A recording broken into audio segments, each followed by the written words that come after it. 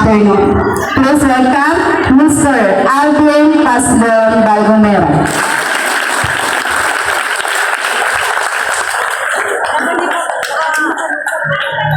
Good afternoon. Graduates, you may now take your seat.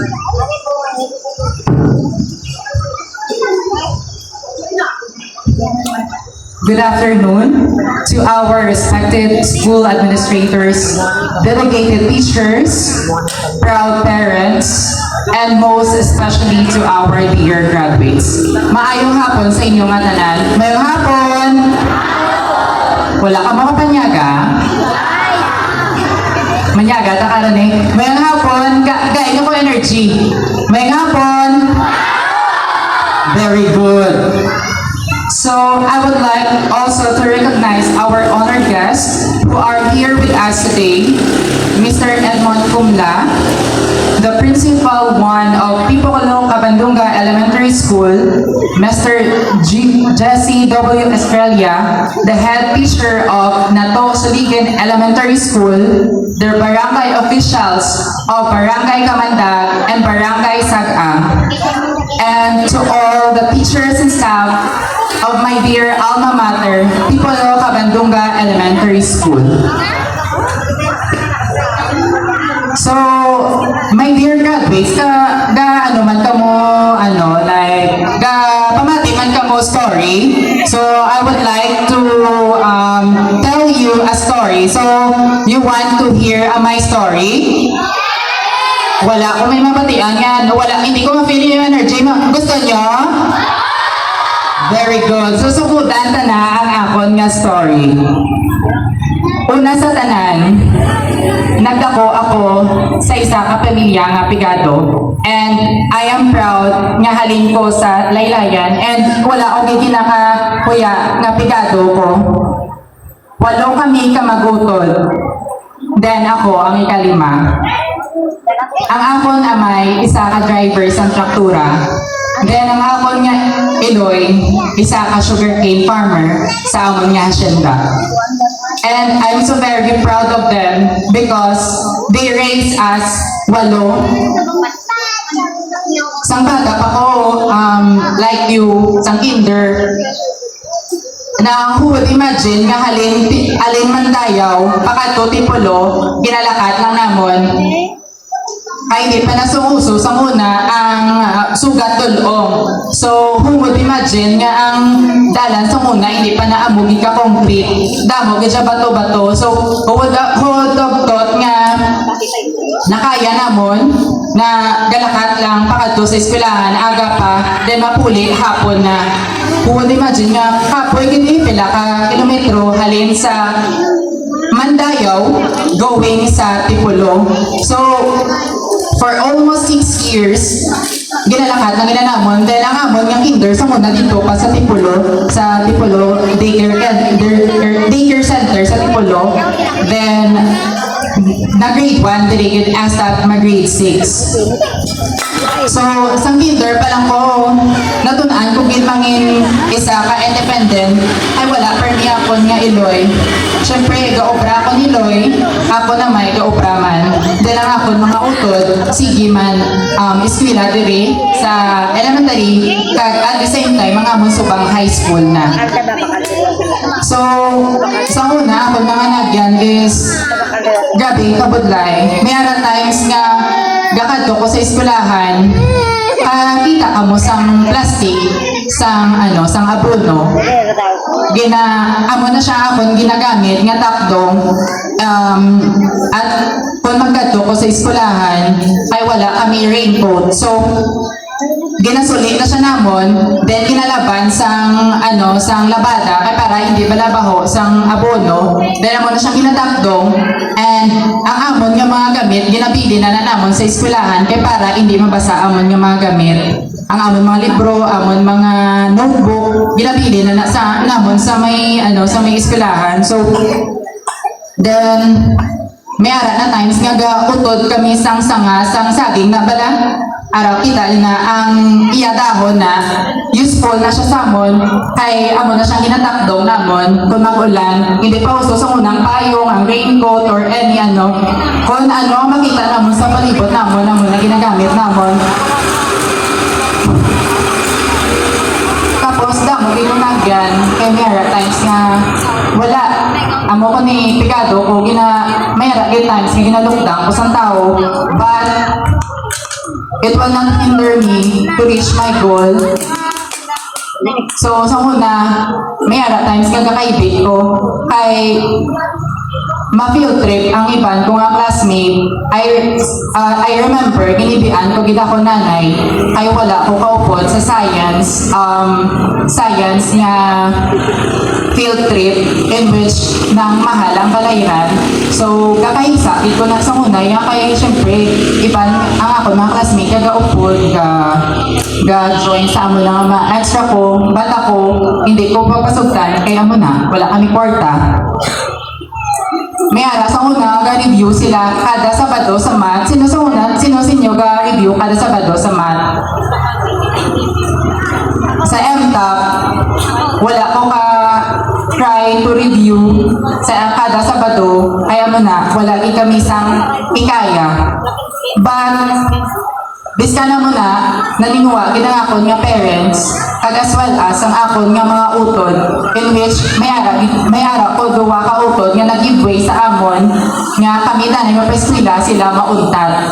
That is why nag-venture sila, nag-obra sila sa Manila para lang ma-provide ang mga kinahanglan namon. Then, hindi tanan, hindi ko man nga ako ng tanan, bangod, supported man ako sa mga teachers naman sa una.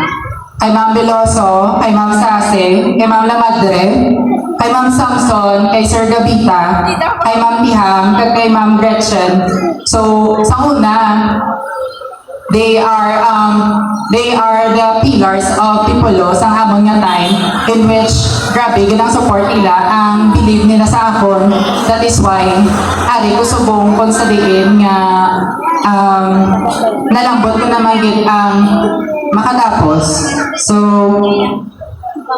sa high school ko hindi ko ma-imagine nga I pass the exam for special science special program in science, technology, and engineering in which kami ang unang nga batch. Ako ang sa Tipolo and then ang mga classmate ko is valedictorian from other schools like Don Felix Robles and then sa South ang mga Tagalacasiliana Elementary School. So, who would imagine nga mabilong ko sa amo nga batch in which grabe ang competition. So, di ba valedictorian ko sa elementary grabe na expectations ang tao sa akon nga mag-excel dito sa amo na. So, kaso lang, when I was in grade 7, I was not part of the top 10. Kay top 10 na sa una. Because I was rank 11.5 in which may rakutay. Pero, ang gina-recognize, every recognition is hasta lang gid sa rank 10. So, may ara gid yung tao nga nagambal sa akon nga valedictorian ka sa una nga subong hindi ka na ga-excel sa ano na. Pero masakit man sa akon, pero wala nila nabalaan ang akon inagyan kung paano ko to nakasulod, kung paano ko na-survive ang amo to nga sitwasyon. May ara, piadlaw nga kahibig ko sa akon maestro. Honestly, may ara times nga ginahibian ko akon maestro. Kaya wala ko pa sa project. Kaya usually, ang amon project is mostly printing and then itapik mo na and then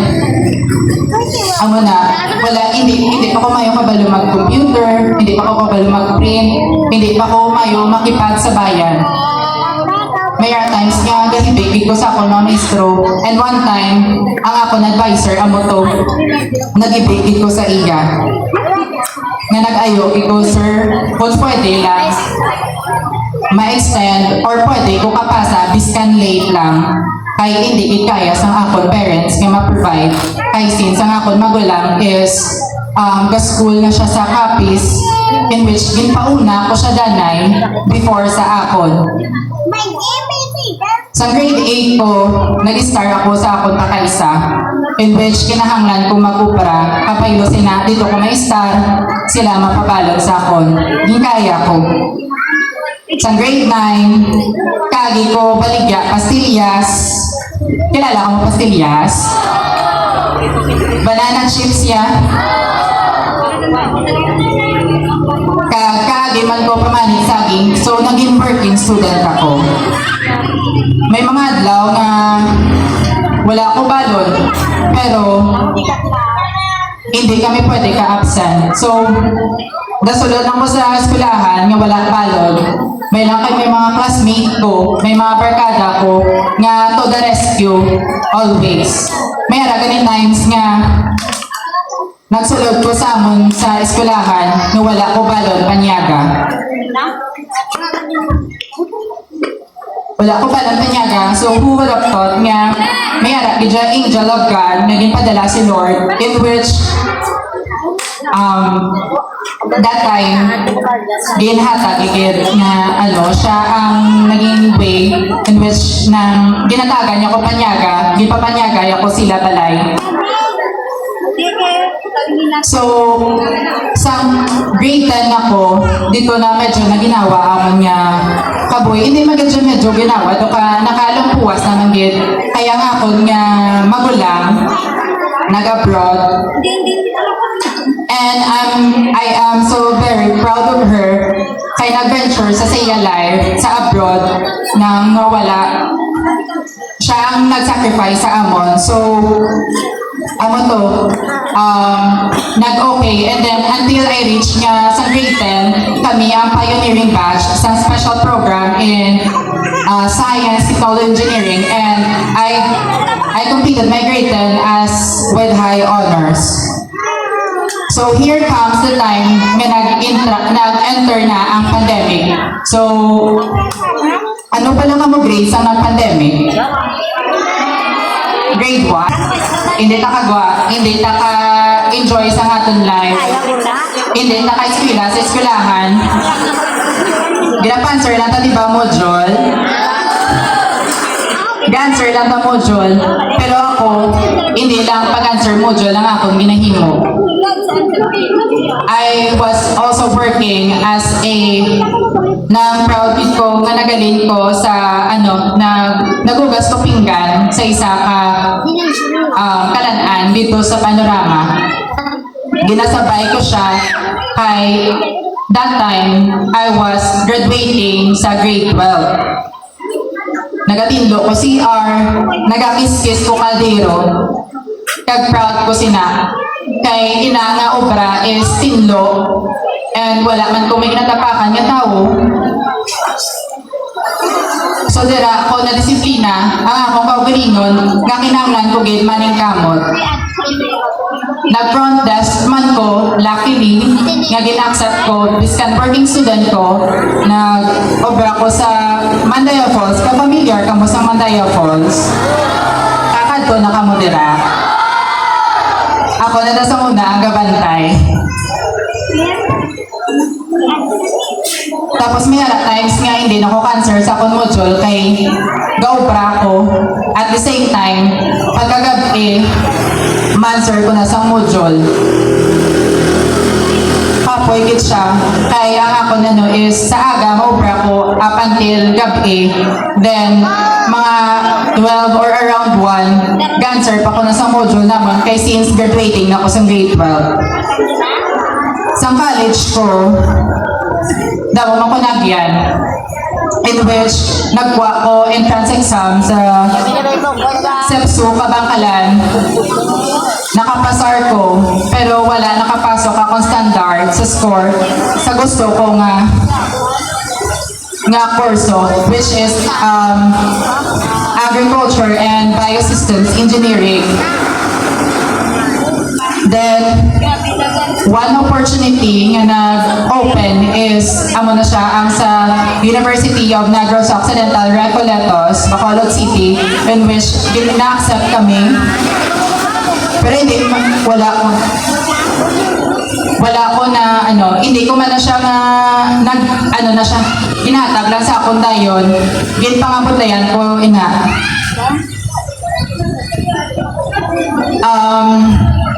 Ara ko sa pinakalas, I was last on the list. I was number 25 and then gin-add lang gid ang akon nga name kay late na ko sa pag-interview. But in God's grace, I was ranked number 1 when I took the exam and then the interview. And then here comes the part in which okay lang ka mo? Kasi diin ko pinag-eskwela sa college. Very good sa Bacolod. So sa college na ko, nag-eskwela ko sa may Bacolod City, in which ginabalance ko ang pag-eskwela kag at the same time gaupra. Gaupra ko kunaga hasta maghapon, and then ginabalance ko ay may klase pa ko pagkagabi. And then for more than 4 years, ay nakalampuwas ko. And last year, nakagraduate ko last July 2025. And I am proud nga isa ako ka-working student. So, antes ko magdako, may ara lang ko ihabilin sa inyo nga tatlo. Gusto niyo na? Matigid ka mo ha? Matigid ka mo? Wala ko, may ma-feel nga energy. Energy, be? Oo. Very good. Sorry, So, unahan ninyo ang Ginoo. Amo ini ang pundasyon sa inyong nga karakter. Matthew 6:33 said, "Seek ye first the kingdom of God, and all these things shall be added unto you." Mga graduates, kinahanglan naton nga may maayo nga batasan. Pangamuyo, kaglabuta ang inyong handom. Kag hindi magkalipat kung nga ang aton tiil magalapak gyapon sa duta kung sa diin tahalin. Ang inyong karakter ginahulma pinaagi sa pagtuo, pagsalig kag pagtuman sa Ginoo. Kung ara ang Ginoo sa sentro sang inyong kinabuhi, hindi ka mo madula bisan diin ka mo dalon sa kabuhi, because God is good all the time. Very good. Ikaduha, mag-invest ka mo sa inyong kaugalingon. Amo ini ang competence ninyo. Padayon ka mo sa inyong pagtuon. Hindi ka mo maguntat, ha? Okay, mag-grade 7 na ka mo next year. Ready na ka mo? Very good. Nga hindi ako. Dapat ready ka mo.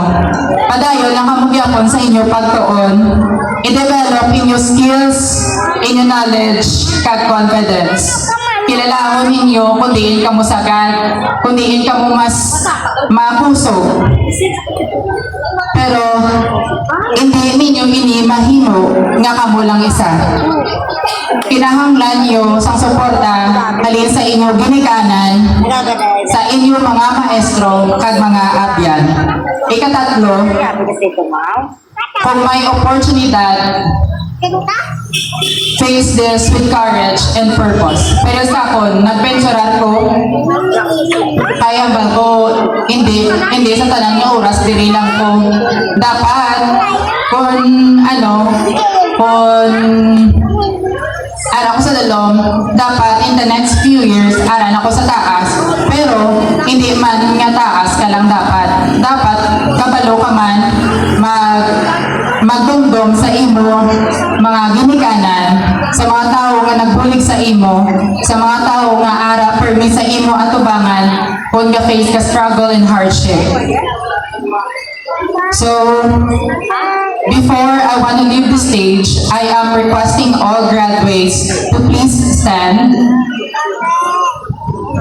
So, proud mo ka mo sinyo nga kaugalingon kay mag-graduate na ka mo?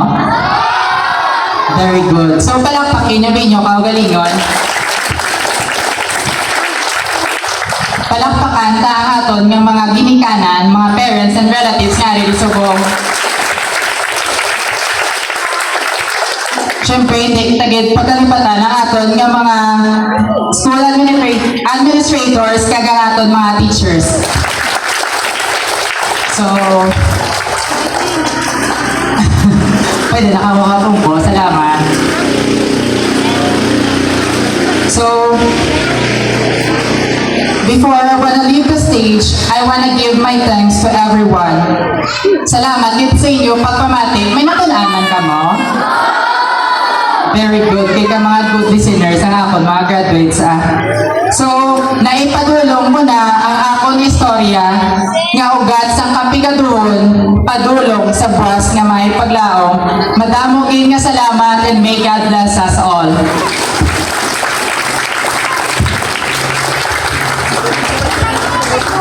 Thank you very much, Mr. Alvin P. Balgomera.